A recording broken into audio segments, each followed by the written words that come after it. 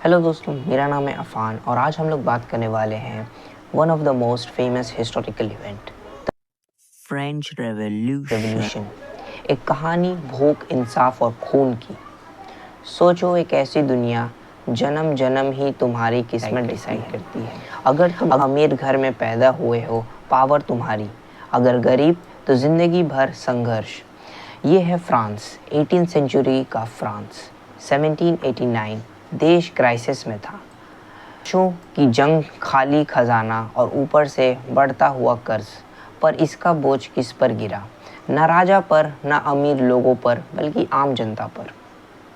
रोटी महंगी होती जा रही थी, लोग भूख से मर रहे थे और टैक्स इतना ज़्यादा कि आम आदमी अपनी मेहनत का फल कभी कभी देख ही नहीं पाता।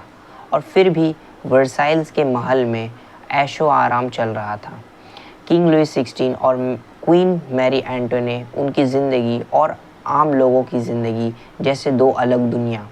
कहते हैं रानी ने कहा था, लेट देम ईट केक।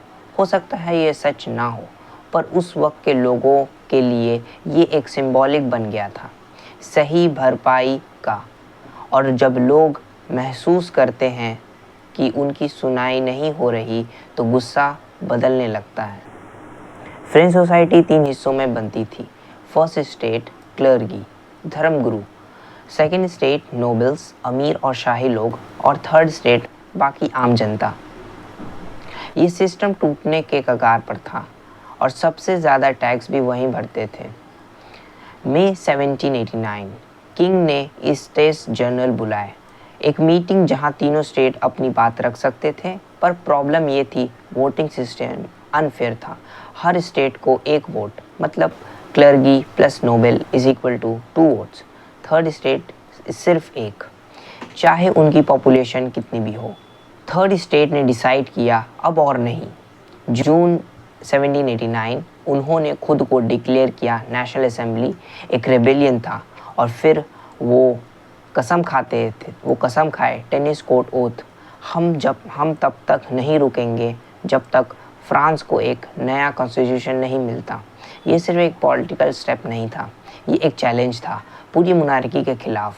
फिर आया वो दिन, 14 जुलाई 1789। बेस्टाइल, एक पुरानी जेल, पर लोगों के लिए जुल्म का सिंबल। अफवाह थी कि यहाँ हथियार हैं। हज़ारों लोग सड़कों पर उतर आए। उन्होंने बेस्टाइल को घेर लिया। लड़ाई हुई, गोलियां चली, खून बहा और कुछ घंटों बाद बेस्टाइल गिर चुकी थी। ये सिर्फ एक बिल्डिंग गिरना नहीं था, ये डर के टूटने का मोमेंट था। इसके बाद रेवोल्यूशन रुकने वाली नहीं थी। गांव-गांव में बगावत फैली गई, फ्यूडल सिस्टम तोड़ दिया गया, स्पेशल प्रिविलेजेस ख़त्म कर दिए गए। और 1789 में ही आया एक historical document, declaration of the right and the citizen. इसमें लिखा था, सब लोग जन्म से बराबर हैं, freedom, equality, rights. Ideas powerful थे, पर ग्राउंड रियलिटी अभी भी मेसी थी। 1792 मोनार्की ऑफिशियली ख़त्म, फ्रांस बन गया रिपब्लिक। किंग लुई 16 अरेस्ट हो गया और 1793 उसका ट्रायल हुआ। उसे गिल्टी ठहराया गया। और फिर ग्लूटाइल एक ऐसा प्रिजन था, एक ऐसा ट्रैप था जिसमें लोगों के धड़ उनके बदन से अलग हो जाते थे। कुछ ही महीनों बाद मैरी एंटोनी को भी वही अंजाम हुआ। लेकिन रेवोल्यूशन यहाँ स्टेबल नहीं हुई। अब यहाँ सबसे dangerous face, rain of terror आया। लीडर था रॉबेस्पायर। उसका नाम था, रेवोल्यूशन को बचाने के लिए दुश्मनों को मिटाना ज़रूरी है। और फिर शुरू हुआ एक सिलसिला। हर दिन लोगों को ट्रेटर डिक्लेयर किया जाता गया और बिना ज़्यादा सबूत के। ग्लूटाइल एस्टीमेट, हज़ारों लोग मारे गए। कुछ गिल्टी थे, पर बहुत से बस शक के शिकार। अब सवाल बदल गया था। पहले लोग पूछ रहे थे फ्रीडम कब मिलेगी, अब लोग पूछ रहे हैं हम सेफ हैं या नहीं। और आयरनी देखो, जो इंसान टेरर चला रहा था रॉबिन्सफायर, वही सिस्टम उस पर टूट पड़ा। 1794 उसे भी अरेस्ट किया गया। और फिर ग्लूटाइल, रेवोल्यूशन अपने ही लोगों को खा रही थी। और फिर इस केओस के बीच एक नया नाम उभर आया, नेपोलियन बोनापार्ट, एक टैलेंटेड मिलिट्री जनरल जो धीरे धीरे पावर ग्रैब करता गया।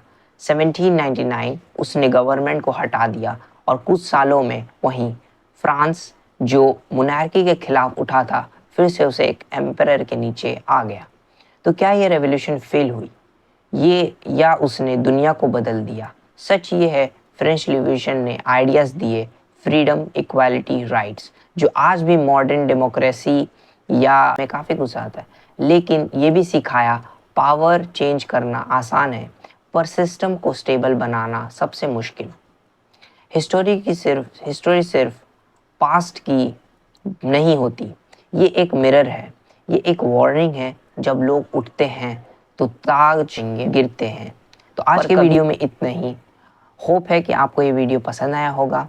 अगर पसंद आया है तो इसे लाइक और सब्सक्राइब ज़रूर करें। मिलते हैं नेक्स्ट वीडियो में, तब तक के लिए थैंक यू वेरी मच।